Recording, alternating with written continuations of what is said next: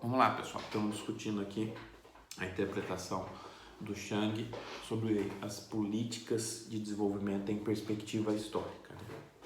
A gente falou que ele justifica a utilização das políticas de desenvolvimento com base numa crítica ao monoeconomismo, com base numa crítica da convergência, e vai mostrar que a utilização de políticas de desenvolvimento é um instrumento fundamental para se viabilizar a industrialização por meio do fomento à indústria nascente. Você vai fomentando o processo de investimento, de acumulação, de aprendizado, que trarão consigo aumento de produtividade, consequentemente aumento de competitividade. Isso faria com que esses países, ao utilizarem políticas adequadas de desenvolvimento, avançassem um patamar mais desculpa a redundância, capaz de habilitá-los para concorrência no cenário internacional. Nada de maneira automática. Ok, esse avançar da estratégia de industrialização seria fundamentalmente a partir de políticas antiliberais e, portanto, de políticas de desenvolvimento com ênfase na política industrial que contornassem algumas limitações associadas à convergência e ao monoeconomismo, ou seja, políticas de desenvolvimento que utilizassem de preços e instituições erradas. Preços corretos são aqueles associados à livre vigência das forças do livre mercado, na dimensão interna e dimensão externa, coerentes com um arcabouço monoeconomista que advoga a ideia da convergência. Instituições corretas seriam aquelas características do padrão das economias liberais, ocidentais, democráticas, muito fundamentadas no padrão anglo-saxão. O Chang vai falar, olha, os países que se industrializaram, os países atualmente desenvolvidos, utilizaram-se em suas estratégias de desenvolvimento, inclusive a industrialização originária inglesa, de preços e instituições errados. Ou seja, eles utilizam então essa ideia de vender uma suposta trilha, um suposto caminho na direção do desenvolvimento a partir de preços e instituições corretas, como uma estratégia de se chutar a escada. Por quê? Porque ao advogar essas práticas, eles estariam defendendo basicamente o livre mercado, a livre concorrência, livre entre muitas aspas, no mercado internacional, a partir do momento que esses países já têm uma competitividade internacional muito maior, o que, obviamente, traria empecilhos intransponíveis para outras estratégias de desenvolvimento de países em níveis mais atrasados. Por quê? Dado o argumento da indústria nascente, esses países seriam incapazes de concorrer no mercado internacional.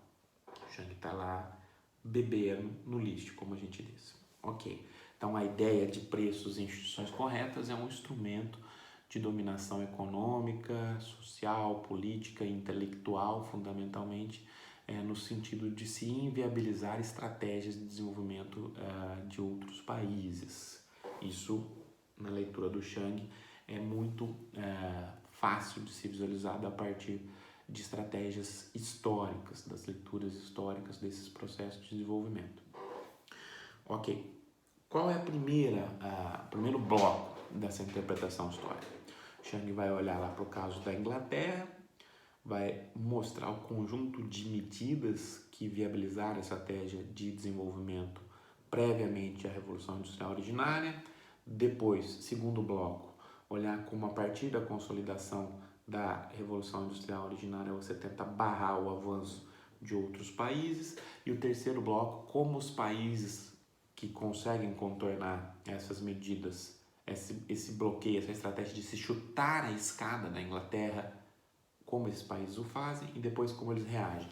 Então a Inglaterra preparando o terreno para sua industrialização industrial originária, Revolução Industrial Originária, a Inglaterra tentando subir a escada e chutá-la perante outros países, e o terceiro bloco, o conjunto de países de industrializações atrasadas, contornando essas limitações impostas pela Inglaterra e apontando uma reação, certo? O que o Chang vai falar? Olha, primeiro ponto, essas políticas não são políticas via preços corretos, são políticas via preços errados.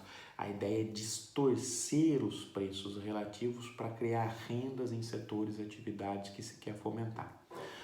Qual é o conjunto dessas políticas, né? O debate algumas vezes coloca ênfase quase que exclusiva ou com maior predominância na questão tarifária. Bem, ela é importante, talvez seja até a mais importante, mas o Chang abre bastante o debate, né? Ele vai falar, a Inglaterra, na sua estratégia inicial, antes de fomentar, antes da consolidação já da Revolução Industrial, tem um conjunto de medidas de maneira razoavelmente difusa que vai contribuir positivamente já para o avanço da sua industrialização. Então ele fala, primeiro momento, eu tenho a utilização da supremacia naval inglesa, né, do Império Britânico, como instrumento para abrir mercados à força. Usar a violência para abrir mercados e subjugá-los à lógica da coroa, certo? Então a ideia é você utilizar o poderio militar para criar mercados que vão ser posteriormente cativos, né? Como avançar no processo de industrialização? O conjunto de medidas que está lá no século XV, século XVI, depois vai ficar mais sistematizado logo um pouquinho antes ali da primeira Revolução Industrial, 1720 mais ou menos. O Chang vai falar, olha, a Inglaterra tem políticas deliberadas de atração de mão de obra, então o aprendizado não é natural, não é automático. Tem políticas públicas liberadas de atração de artesãos de mão de obra especializada dos Países Baixos, da região das Flandres, que já tinham proto-desenvolvimento industrial. Por que é importante atrair mão de obra? Essa mão de obra tinha o conhecimento tácito muito elevado, era uma forma de transferir tecnologia. Então eu estou abrindo mercados, estou tentando atrair mão de obra e, além disso, estou utilizando como política de desenvolvimento, olha só, políticas essencialmente antiliberais. A proibição das exportações de produtos não acabados. É muito claro para onde eu estou caminhando. Abrindo mercados que depois vão ser cativos, atraindo mão de obra especializada, técnica, para transferir tecnologia. Mas eu quero avançar no sentido de uma transformação estrutural, no sentido do processamento dos produtos domésticos. Então, o que eu faço? Proíbo as exportações de produtos não acabados, não processados. Então, a ideia é proibir a exportação de matérias-primas e outros produtos, por exemplo, o algodão, que poderiam ser utilizados depois na indústria têxtil.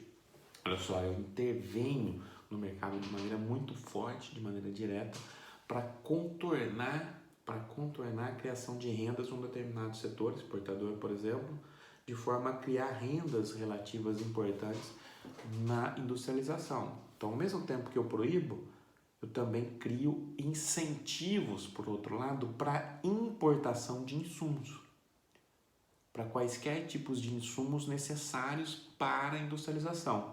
Então, eu proíbo as exportações de produtos não processados, quero processá-los e agregar valor domesticamente, incentivo a importação de insumos que serão fundamentais para a minha industrialização e dou subsídios para a exportação de produtos manufaturados.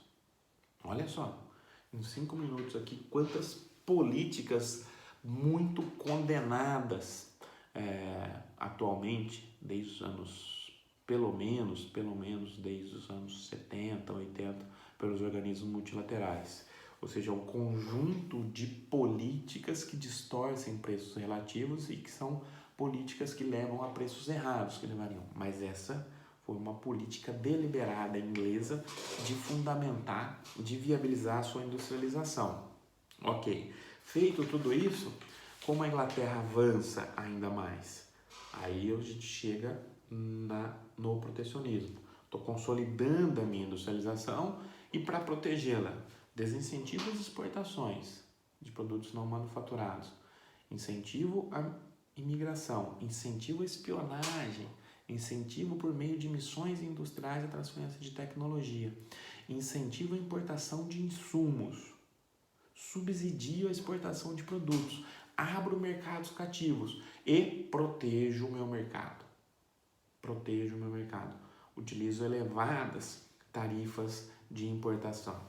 Além disso, utilizo muito fortemente, no caso da Inglaterra, o imperialismo do livre comércio. Parece meio tautológico, parece meio contraditório, né? Mas a lógica é basear-se fortemente no imperialismo do livre comércio, né? Olha só, a Inglaterra vai desincentivar todas as suas colônias ao desenvolvimento de qualquer atividade produtiva, melhor, mais do que isso, em muitos casos vai proibir essas colônias de qualquer desenvolvimento manufatureiro produtivo. Para quê? Para utilizá-las como mercado cativo dos manufaturados ingleses. Caso de maior destaque, a Índia, a joia mais brilhante da coroa, the brightest jewel of the crown. Então você desincentiva, destrói a atividade produtiva prévia vigente no subcontinente indiano, proíbe a exportação de produtos concorrentes aos ingleses, cria um mercado cativo para a sua exportação de produtos industrializados têxteis que vão viabilizar a sua acumulação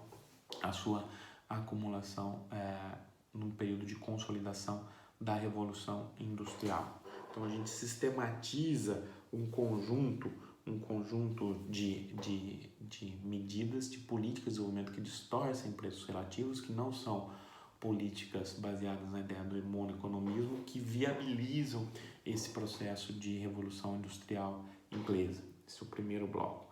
O segundo bloco, a partir dessa consolidação, a Inglaterra vai sistematizar cada vez mais a sua política de chutar a escada, baseada na lógica do Chiang dos preços relativos e na ideia da distorção dos preços relativos e na ideia de se não fomentar a concorrência internacional. A Inglaterra, ao se consolidar, utilizando-se do imperialismo, do livre comércio, desse conjunto de medidas que a gente já falou, vai disseminar mundo afora, ou tentar disseminar mundo afora, uma estratégia de barrar o avanço de potenciais concorrentes, chutando a escada para o avanço desses concorrentes. Como a Inglaterra faz isso?